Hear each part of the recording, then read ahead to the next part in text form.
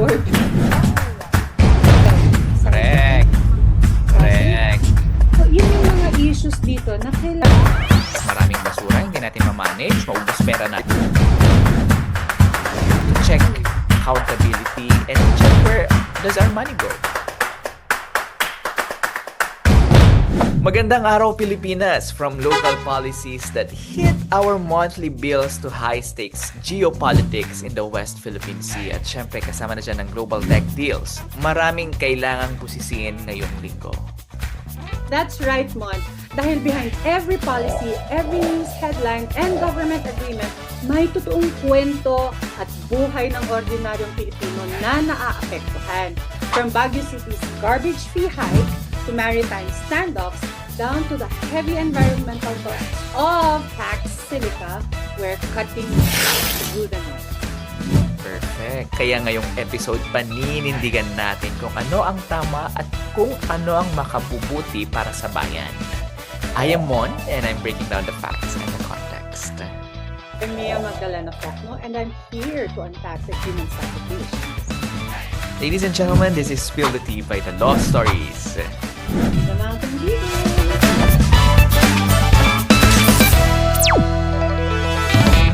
So ayan, ito ulit tayo from Washington this time, and of course, Dito naman sa Baguio, medyo maulan. So, the usual. Wala pa namang yes. amag to talk of. And dahil wala ako ngayon dyan, baka naman ma-update mo ako ng mga current happenings dyan ngayon sa Oh, Baguio. sure. Let me tell you about our new garbage fees month. So, pagbalik mo dito, yung residential rate nyo na 20, naging 75 na.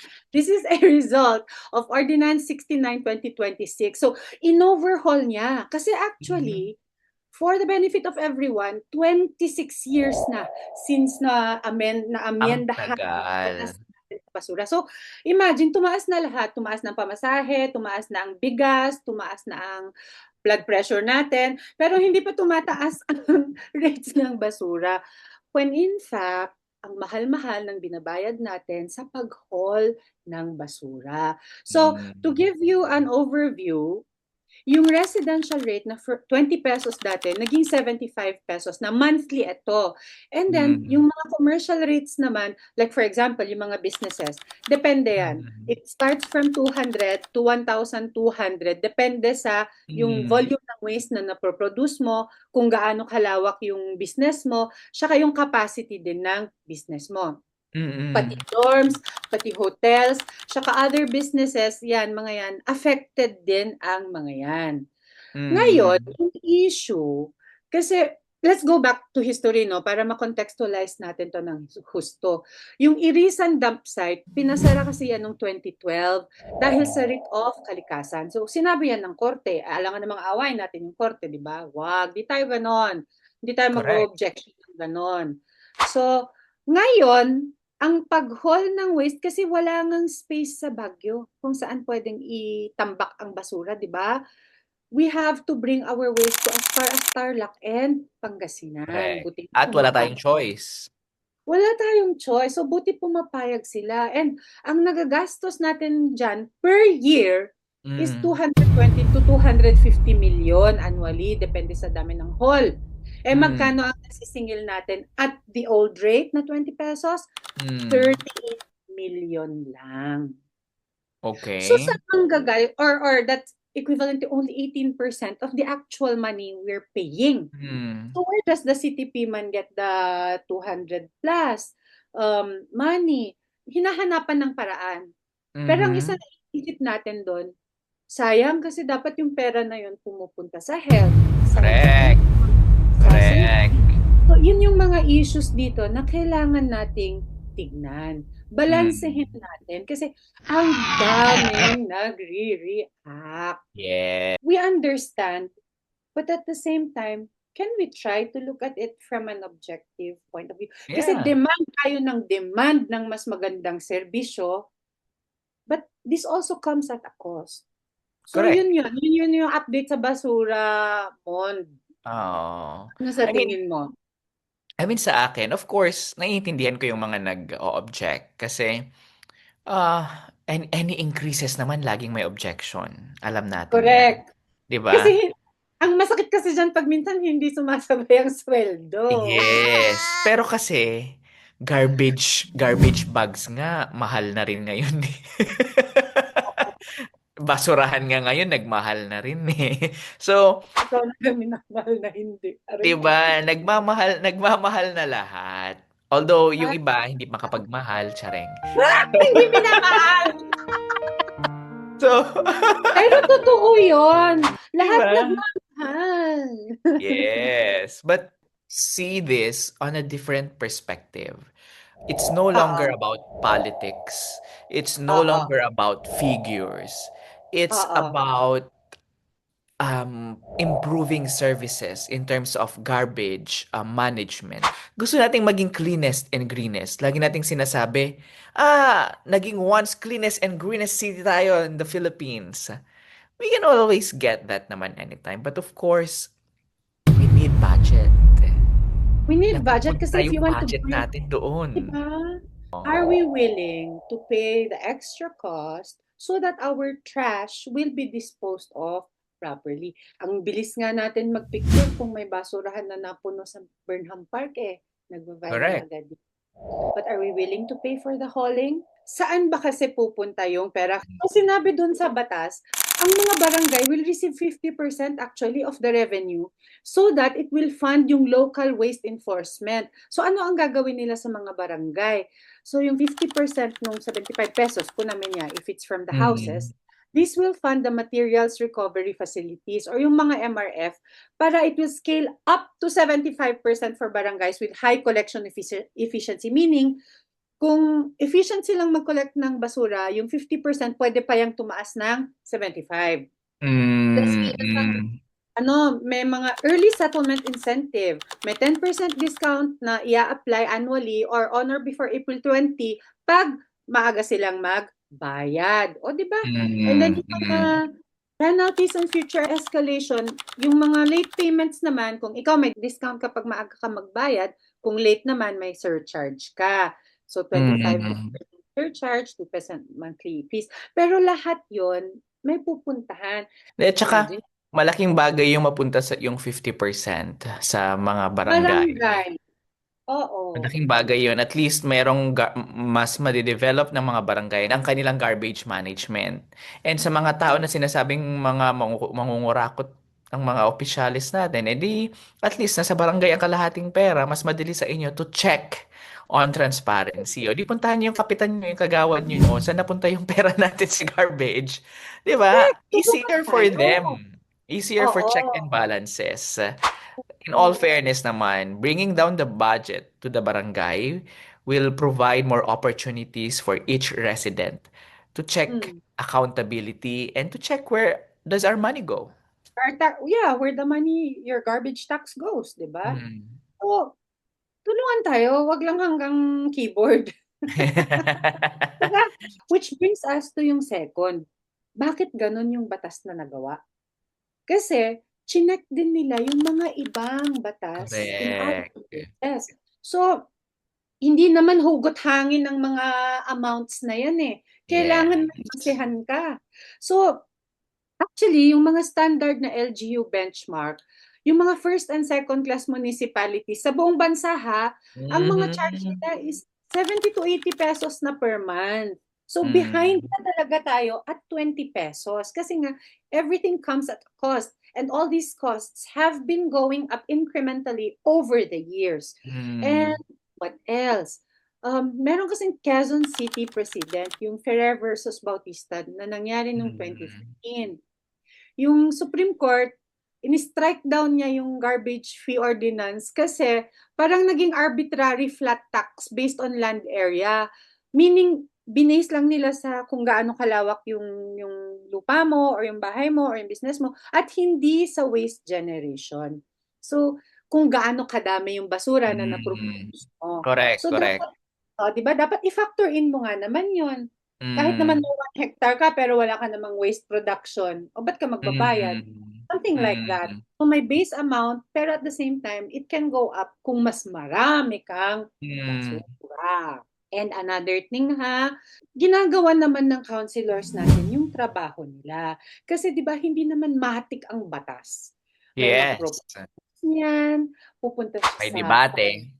may ay sobra pero there are many in our council naman who also do their job. So to be fair for this law, Councilors Peter Fianza and Edison Bilog, they spent weeks revising Ordinance 69/2026 to make sure that Baguio's commercial tiers, yung businesses, strictly reflected yung waste profiles and volume generation to withstand yung Supreme Court challenge na lumabas doon sa Quezon Mm.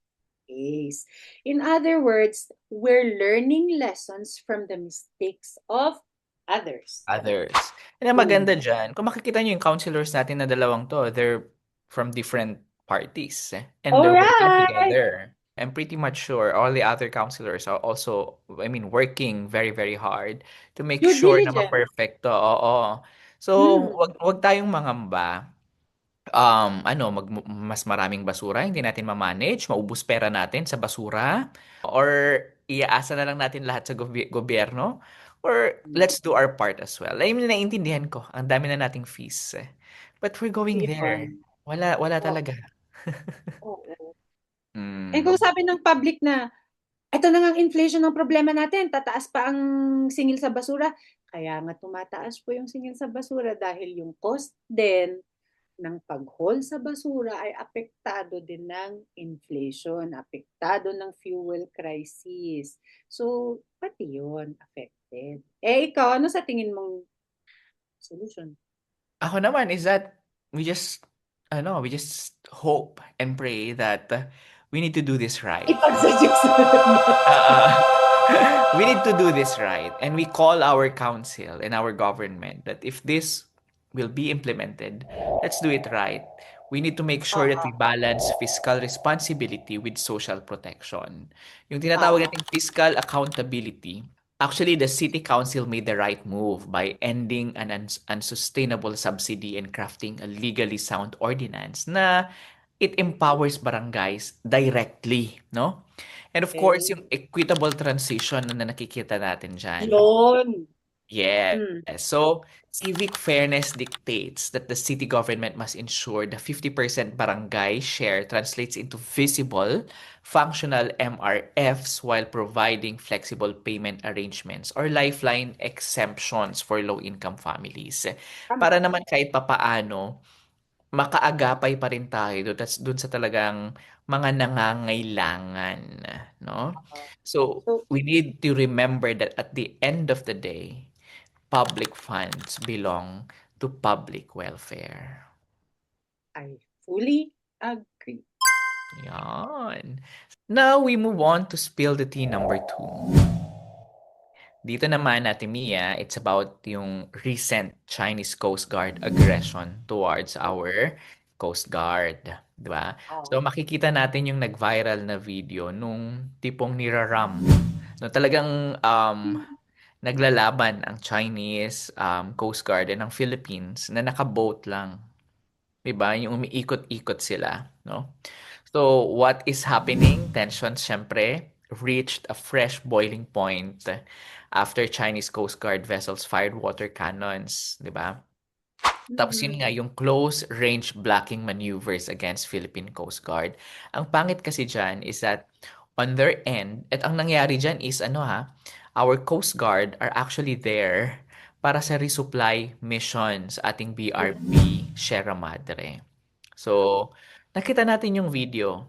Ang pinaka-core issue dyan is that Manila enforces its sovereign rights over its exclusive economic zone backed by the 2016 The Hague Arbitral Award and the UNCLOS, no? Pero Beijing claims nearly the entire South China Sea under its 10-dash line pa nga until now. Maganda na nag-react ang Philippines towards it. I mean, against it, no? Pero itong nangyayari is that patuloy na lang siya, hindi na siya bago. And sa end ng China, tayo ang kalaban. Yun yung pinapalabas doon. Tayo ang gumawa ng unang act against them. Pero kung makikita natin sa video, Diyos ko, nakabangka lang naman ang ating Coast Guard. Anong magagawa ng mga bangka-bangka nila doon sa ship ng Chinese? Common sense. Hashtag Piman. Sabi ko, Di ba? kawawa. Kawawa. Tapos Common sense wino-water talaga. cannon sila. Sobrang ko. At nangyari ito after ng kanilang monkey campaign against us. Ah, yeah. Ah. Yeah. So, And parang, ka-resupply missions ito ha. And, you know, mm, mm. ganun nangyayari. And I mean, ang isa dito is that sana itong nakikita natin na ito, it will open the eyes of many Filipinos na parang hindi pa rin nakikita yung part na we need to fight for what is ours. So, syempre, the government stands there is they need continued presence in the exclusive economic zone. So, Oo. nangyayari naman dyan, and, I mean, ginagawa naman nila lagi yung best nila kung makikita natin, no? They always, I mean, in all the past na instances na naghaharap yung dalawang yan, they always Ah, do their best and the presence is always there.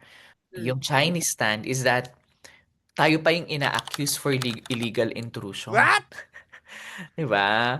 Yun yung sinasabi nila sa kanilang mga state-run media, 'di ba? Um, oo. Malakas pa rin yung ano nila na the Huangyan Island and the Nansha Islands Yun yung belong tawag to nila, them. yung side nila. Yes. So, syempre sa kanila kasi it's within their self-declared 10-dash line. Lahat So, na nga, di ba, pati Batanes sa kanila sa na. kanila na nga lahat eh. Diyos. Sa kanila na lahat. So, kumbaga, we request all our government officials to be one. Akala ko ba wala na dapat kampihan, di ba? Kapag Mm-mm. ganitong property na natin, of course, we expect our government to defend what is ours. And the Coast Guard, they are our defenders and we need to defend them as well. So, ano ba exactly yung cha? What's the tea, Mon? Yan. So, dyan tayo mahilig, no, sa ating tea. So, China claims it wants regional stability. Alam natin lahat yan. Yet, syempre, hindi natin, I mean, alam din natin lahat na they use physical force and splice propaganda videos against routine resupply missions well within the Philippine EEZ. Yeah. Nakikita natin yan at napaka-aggressive ng ambassador dito sa Philippines, no? The Philippines is Mm-hmm. effectively standing up to a global superpower using body cams, international law, and strategic alliances as its primary armor. Ang problem, Ate Mia, not all government officials are backing up our defenders, our Yan land. ba galing yung term na chinador? Ganon. Yeah, yeah, yung mga Ano na, chinador, maslap yung ganon na. yung Okay. cheapy, cheapy, cheapy, the Chinese president. Ni hao ma. Tsareng. Uy, baka tayo naman ang atakehin dun sa ano, gawin tayo monkey. Okay. So, So, anyway, um, so, ano ba dapat ang gawin natin? What's the right thing to do? yes, of course, the right thing to do is let's push for our lawful right to the West Philippine Sea. The Philippines holds full legal and moral authority inside the exclusive economic zone under the 2016 Arbitral Award. No, i-push natin 'yan. Feeding Filipino fishermen and resupplying troops stationed on the BRP Sierra Madre are peaceful, constitutionally mandated state duties. Dapat hindi tayo hinaharang diyan. Anong gusto ng ating mga kaibigang mga Chinese na pilit tayong pinapalayas? Ang gusto ba nila ay mamatay ang ating mga Coast Guard sa BRP Sierra Madre? Economic zone to, meaning ang daming Filipinos who actually earn from the fish that's there. They earn a living. Their families depend on the economic zone, which is 200 nautical miles, by the way. So it's not just sovereignty. We're talking about its survival for Correct. our fellow Filipinos. Yun sana din ang isa na Mm. maintindihan ng mga kababayan natin na hindi lang to drama. Nakasalalay ang mga Yes. buhay din dito. Yun Oo. din. Tsaka, Tell me about integrity, di ba? correct. Kaya Manila must never accept provisional deals that validate unlawful Chinese presence dito sa loob ng Philippine territorial waters. Strength lies in unwavering legal adherence and international transparency. Ate Mia, wag nating hintayin na Yeah. ang Earth ay magiging China. Oh my gosh. Pero, yeah. So, please, our fellow Filipinos, atin ang West Philippine Sea. Yes, pagsigawan natin. Yes. Okay? And that's our spill the tea number 2. Kaya naman, we move on to spill the 3. Three. Okay. Ito ate, baka gusto mong bigyan tayo ng context sa ating spill the 3, lalo na malapit to sa bitukan ng lahat ng Pilipino ngayon at kailangan nilang maintindihan. Oo, kasi halos lahat gumagamit ng ChatGPT. Lahat gumagamit ng AI, pati sa pictures, no? May mga profile pics nga dyan, AI na, di ba? Mm. Bakit? Bakit ba AI? Anong connection sa Spill the Three? It's about PAC silica and semiconductor expansion in the Philippines. This is going to happen in New Clark City in Tarlac. Recently, we were given a tour by the BCDA there in New Clark City, and they actually pointed out the area where PAC silica is supposed to rise. Actually, I think it's starting to rise. So, ano ba to? It's about economics, technology, and infrastructure. So what's happening? So nag-sign tayo with Paxilica. It's a US-led international alliance. It's designed to secure global supply chains for AI.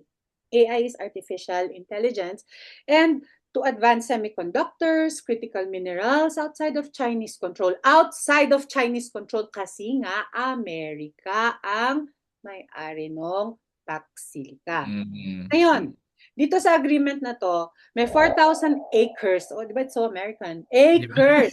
Economic security zone that's being built doon sa Luzon Economic Corridor. Wow, what's that? Wow, Economic Corridor. New Clark City. It's AI native. So parang siyang Silicon Valley. Philippines. Okay. Yan. So yan, generational opportunity daw to para sa ekonomiya natin ng bansa. Mm. Transform the country from an exporter of raw material ores into high-tech manufacturing center. Gosh, we're rising in the world. Mm. Pero Pero, public backlash is mounting. Bakit? Now you tell me. syempre, dito sa ating agreement na ito with the US, parang hindi natin ni-review, no? Hindi natin ni-review yung mga which we will discuss later. Kaya nagagalit ang mga Pilipino because napakalaki po ng epekto nito sa ating industrial waste, no? It it somehow parang we're being asked to host the dirtiest, most water-intensive parts of the global tech chain, semiconductor packaging, testing, and mineral processing, while the US keeps the highest value. 'Di ba? So parang dito kasi kaya nagagalit yung mga tao, it's because kulang na nga tayo ng tubig. May relation Yun siya na sa nga, lalo yung water kanya na supply kasi yun. ate because putting up this facility, yung PAC Silica, would Hmm, require millions of gallons of water. Na knowing na dito sa Pilipinas, kulang na nga ang tubig, no? correct. Baguio, nakaschedule ang water supply, minsan wala pa. Kaya nga nagagalit sila yung tubig daw ng mga tao ngayon sa Baguio, pinupour sa Burnham Lake. Ala, Tapos, grabe. Ganun ba? nabasa ko lang yun online. Tapos, sa Manila, kakaubusan talaga. Nagkukulang na nga tayo ng water. Then we are allowing a US company right now. Sana hindi ako naririnig ni Trump dahil nasa tabi lang ako ng Washington, Oo White nga, House. hanggang sa Medici, oh. Oo, so napupunta sa kanila yung water na kulang sa atin. And Filipinos are angry because the Philippines absorbs environmental degradation, resource depletion, geopolitical risk, tapos foreign corporation reap the economic rewards. Hindi kasi So, natin parang, naiintindihan eh, yung ganong parte na they use our environmental resources. They use Diba, it's manpower. unfair. 'Di ba? They use geopolitical risks. Pero sa kanila lahat, sa kanila most of the benefits. Kaya nagagalit ang mga Pilipino. Hindi lang yan usapin ng tubig. Usapin din yan ng paggamit ng kung ano ang meron sa mga Pilipino para sa Pilipino. Isa pa dyan kuryente. Kasi nga, Yes. Luzon grid na to. Mm. Lagi tayong nasa red alert, yellow alert, meaning mababa yung supply ng kuryente to meet yung demand. Lalo na tuwing summer. Talagang ang taas niyan. Kaya nga nagro-rotational brownouts tayo, blackouts, power outages. Mm, mm. Dadagdagan mo pa ng isang malaking facility na magko-consume ng power. So, tubig, power. Yung bottom line dyan is, buti sana kung gagalansya tayo. Yun na. Buti Renta. sana kung malaki ang maiiwan sa atin. Buti sana kung poprotektahan nila ang Yung environment Pilipinas, ang din. Oo. environment. Kasi isipin mo, Oo. sabi ko nga kanina, yung about sa water, a Oo. single chip fab, millions of gallons ang kailangan niyan a day. Yung AI pa lang, di ba? A day. Yan. Tapos, agricultural water in Pampanga and Tarlac, maaapektuhan yan. 'Di ba? Tama. Tapos sa kuryente, ano? Sa kanila ulit mapupunta? So, mas marami na tayong rotational brownouts? Yun din. So, it's unfair. Unfair yan, Yeah. unfair. Sa US kasi, isa sa mga congressperson ng US, si AOC kung tawagin, Ah, pinakita niyo yung epekto ng water, ng tap water, kung saan nag-ooperate ang PAC Silica. Pinakita niya brown yung tubig.